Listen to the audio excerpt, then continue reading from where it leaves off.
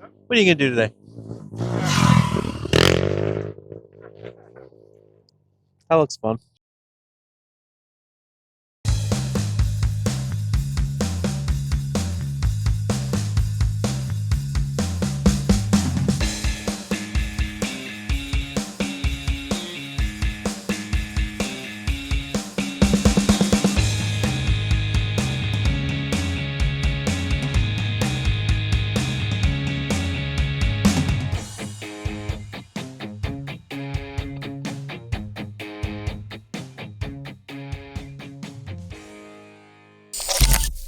All right, I want to welcome you back to another episode of Tanks Lab.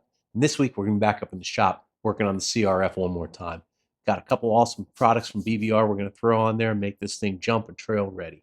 I also busted out the XR100. It's a 2002 model. We're going to show you a little bit of the differences. We're going to talk about these Hondas and why they're such an awesome platform to make a jumping rig out of. So sit back, relax, and watch this little clip. You just might learn something today. If you grew up riding dirt bikes, chances are you've heard of the Honda XR100R. First introduced in the 1980s and produced all the way until 2003, the XR100R spent decades tearing up the trails and leaving clouds of dust behind it. Built in Japan and designed mainly for younger riders and beginners, this bike quickly became one of the most recognizable entry-level dirt bikes in the off-road world. What made the XR100R so popular was its simple formula: a lightweight frame, a reliable engine, and handling that was easy to learn but still fun for experienced riders. It was the perfect gateway into the world of dirt biking, giving new riders a machine that felt manageable but still capable of real adventure. And that's where the XR100R really shines: its versatility. Whether you're weaving through tight single-track trails, climbing steep hills, or just ripping through an open field behind the house, the XR100R can handle it. Its lightweight and nimble feel made it easy to maneuver even for smaller riders, while still being tough enough to take years of abuse. The XR100R actually evolved from the earlier XR100. In 1985, Honda introduced the R designation and made one of the biggest upgrades to the bike's design, the rear suspension. Instead of the older dual rear shocks, the XR100R received a single coil-over monoshock with a new swing arm.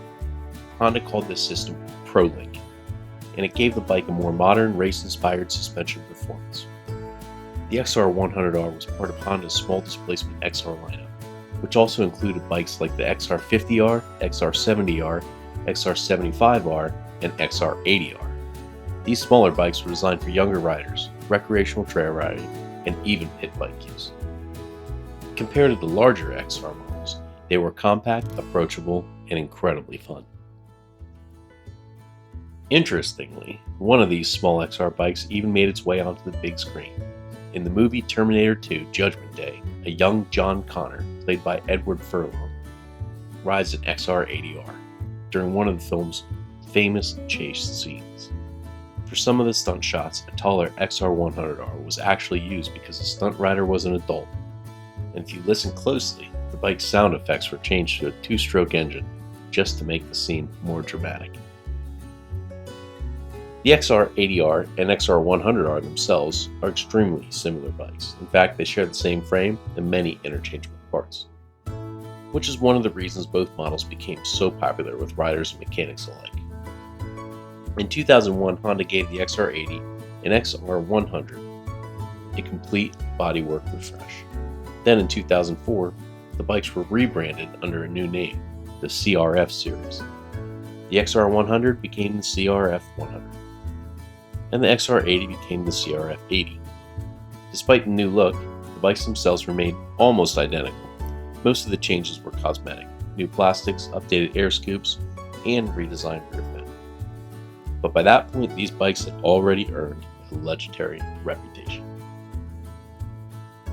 For many riders, the XR80 and XR100 were the bikes that started backyard racing culture. Friends lining up in fields, makeshift tracks behind barns, and endless laps around the property. These bikes were built for exactly that kind of fun. Because of that, they eventually became a staple of the pit bike world. Aftermarket companies like BBR stepped in to support riders who wanted more performance, They offered upgrades like stronger chain guides, engine cradles, performance exhaust, big bore kits, rev boxes, and plenty more. Other companies like FMF and Big Gun also produce full exhaust systems, while sites like Partzilla made it easy to find factory replacement parts. Thanks to that huge parts ecosystem, these old XR and CRF bikes can still be restored, upgraded, and pushed far beyond what Honda originally intended. And that's the big reason why the XR and CRF small bore bikes are so popular today. They're simple, reliable, surprisingly quick for their size, and backed by a massive community of riders and builders. At the end of the day, if you're looking for a nearly perfect beginner off-road bike, it's hard to beat something like the CRF 100F with its 99cc engine, smooth shifting 5-speed transmission, and Honda's Pro-Link suspension. It's a bike that helps riders build skill and confidence on the trail. Add in the low weight, low seat height, and legendary reliability, and it's easy to see why these bikes have remained favorites for generations of riders. Now, all that really did look like a lot of fun, and I assure you, it definitely is. But every rider's worst nightmare. You're out on the trails, you're hitting those jumps, and you're hitting them hard. Next thing you know, your chains suddenly loosen up. You got a lot of vibration going on because you just landed too hard and cracked your frame. Come on in here, I'm going to show you what that looks like, and we're going to talk a little bit about how you can prevent that. Okay, so here we have a 2002 XR 100R, which is very, very similar to the CRF 100. In fact, the engine and the frame are essentially identical. But one thing you're going to notice here is how the engine is an integral part of the frame itself. So the rear mount and the front mounts actually solidify the lower end based off of the 3-bolt bracket here. And then you're going to have a mount on the bottom and one right here. And if you look, you'll notice that one of the weak points on these XRs and these CRFs is going to be this weld line right here between the rail and this plate that actually does hold the upper motor mount for the rear. You'll notice on this one that it's cracked along the weld and the actual mount busted off. So this is going to be a solid plate all the way out to here with a hole that allows the bolt to mount on. Well, with this gone, you lost your upper mount as well as the clutch perch on the other side. So this bike is not rideable at all in this condition.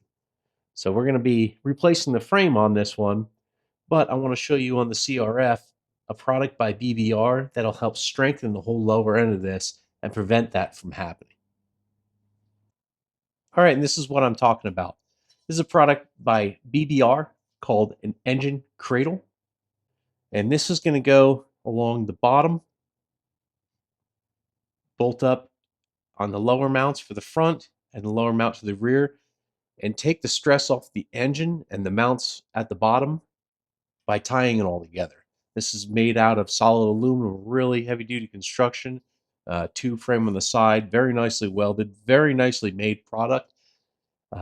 Neighbor Josh has one on his, and he's been hitting it hard, and he has not had any frame issues. And I will tell you that when he went to install his, that had been jumped before, and we did find that there was a little bit of stretching on the old frame, so we had to tweak it back into place to get this in. And this is going to hold that together and keep it nice and sturdy. So we're going to go ahead and get this thrown on. I'm going to show you how to do it. It's a really simple, nothing crazy to it. This is a really cost-effective way to save your bike. Couple $100, and I'll tell you what, it's absolutely worth it, because if you have to try and replace the frame on one of those, even to use one on eBay, you're probably looking at least $200 to $300, unless you find a really junk one that you're going to fix up anyway. And what's the point of that? And so since this cradle is actually going to be taking place of the skid plate in the bottom and helping relieve stress here, BBR recommends that when you go to install this, that you actually lay the bike over on its side to try and relieve any stress that's on the frame right now. So first thing I'm going to do before I do that is go ahead and just drain all the fuel out of the tank. Make sure I'm not making a mess in the garage. So we'll knock that out. And then we're going to go ahead and loosen up every single motor mount bolt to allow it a little play, and we'll get this old skid plate off. The nice thing is with the engine cradle or the frame cradle, it does double as a skid plate, so we can remove this whole assembly. And the great thing is I'll actually go ahead and use that on the XR since it's missing is.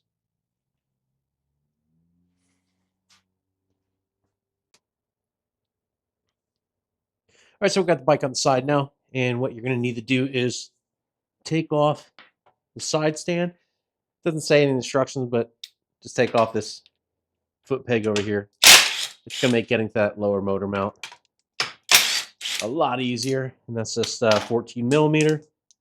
Pop that off, and now we've exposed this bottom mount. Makes life a lot easier. Now remember, you're going to have your 12 millimeter for the skid plate. We'll pop that off.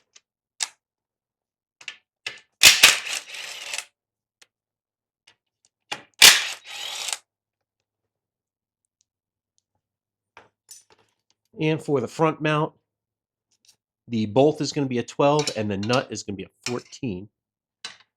So just get a wrench, get back there. And that one needs to be taken completely out so you can get the skid plate off. And out with that, but again, we're going to save it for the XR. And then they'll have you go through and loosen up. And they emphasize all of the other motor mounts. So there we go. See that one? It flexed a little bit.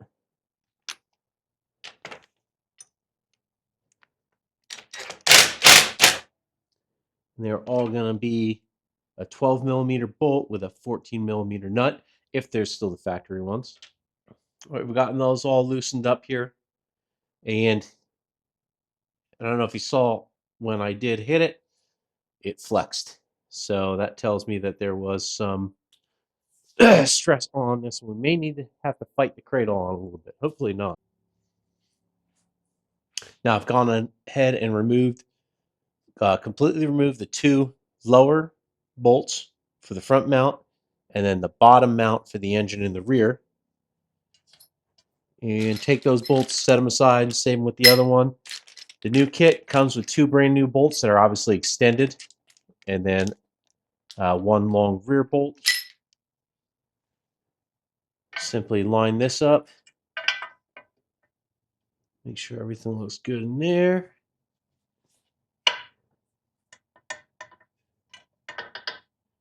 And it does. And like I said, this doubles as a skid plate too, and it has a large square cutout for your oil drain and just gives you a nice clean look. So we're going to go ahead and get those bolts in. Real simple. So I think this frame hasn't seen a lot of abuse. So it looks pretty straight to me.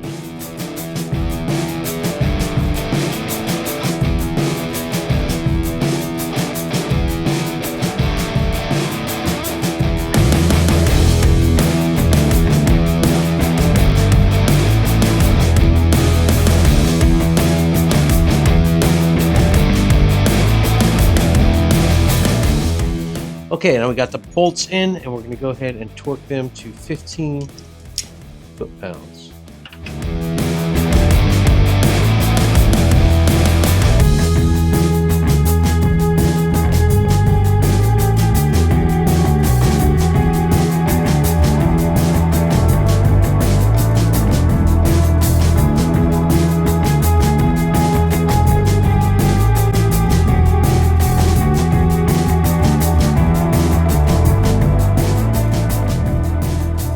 Yeah, I'm really happy with that. It just gives it a whole finished look too. All right, so another little issue I want to address when we took it down and rode it last time was it had an aftermarket aluminum shifter, and while I was down there, it started to strip out. No matter how tight I got it, it just was junk, and it came apart. So got a new one. It's an aluminum shifter, but this one has a little steel insert where it bolts down. So hopefully that'll help prevent that from happening. And so there really is nothing to these shift levers, simply just unbolt it. But you can see how sloppy that is. And that's because these teeth here in this aluminum, I'm sure this is probably an Amazon special. And you think you're getting a really good deal for 11 bucks. And then you realize, nope, this thing is cranked on there too. All right, so this is a aluminum one from a company called JFG Racing, which I've used some stuff before, and I really like them. But you'll look here, they have a steel insert in here that's pinned onto the aluminum. So basically swap that on. And I'm hoping, because this is, if you remember, a brand new shift shaft in there. Hopefully that will keep it from stripping out on me.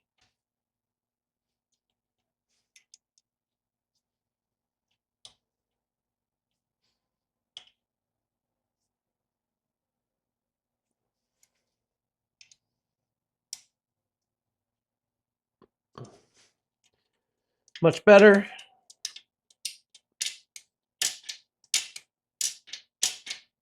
And it clears that just barely, but it clears it. I'll take it. So last week my buddy Josh was over and he helped me put the decals on the pit bike. So I thought maybe I'd go ahead and throw that in this episode. So in just a second, we're gonna go back in time and show you how we did that. All right, welcome back to Tank Slot TV. We're gonna be putting some decals on the CRF. I got my buddy neighbor Josh over here. You've all seen him before. Say hi, Josh. Hello. He's gonna show you guys how to throw some decals on here quick and easy and make it look like a snap. Do it to it, brother. Okay. There's probably 1,000 different ways to do this, but these particular ones came on a big sheet. So I'm going to cut, for the shroud, I'm going to cut the actual decal out of here so I can kind of place it and see where the best place is to start and if I want to take the shroud off. I'm going to cut this side out first.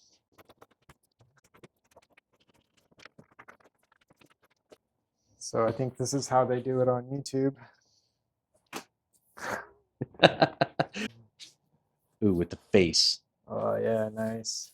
Yeah, I think I got some PSD underwear that look like this too. So, this isn't that kind of channel. Basically, I don't know, yeah, this one's gonna be kind of tricky. A lot of kind of curves and bends. So basically, I'm just looking for the best place to start, which will probably be here in the middle. What I like to do is I'll cut half of the backing off so I can place the graphic and then just set half of it and then not have to worry about this and kind of work some of this in with the heat gun if I need to, and then peel the rest of it and then push that back.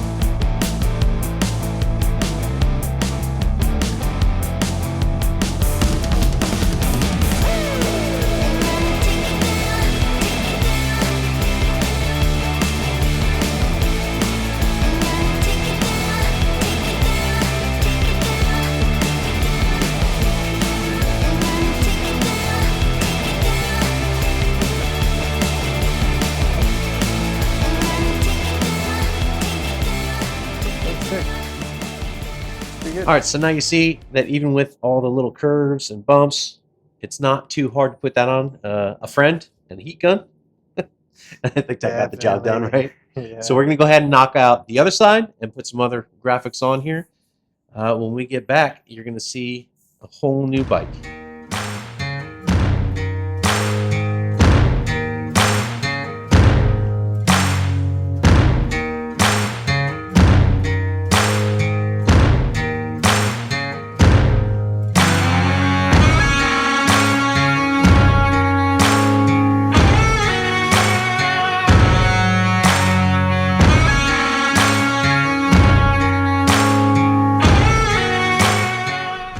better place to break in our little CRF than the holiday trails?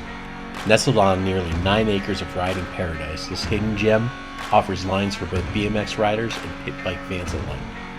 From rollers and tabletops to whoops, berm turns, and doubles, trails deliver a perfect mix of flow and challenge. Whether you're dialing in technique or just out to have fun, the spot keeps the laps rolling. If you like what you see here, hit like, drop a comment, and subscribe. All right, we made it to the trails. Josh, thanks for your help on the graphics, man. The bikes look great. I love the shark teeth. But now it's time to get them dirty. What do you say? Hell yeah. Let's do it.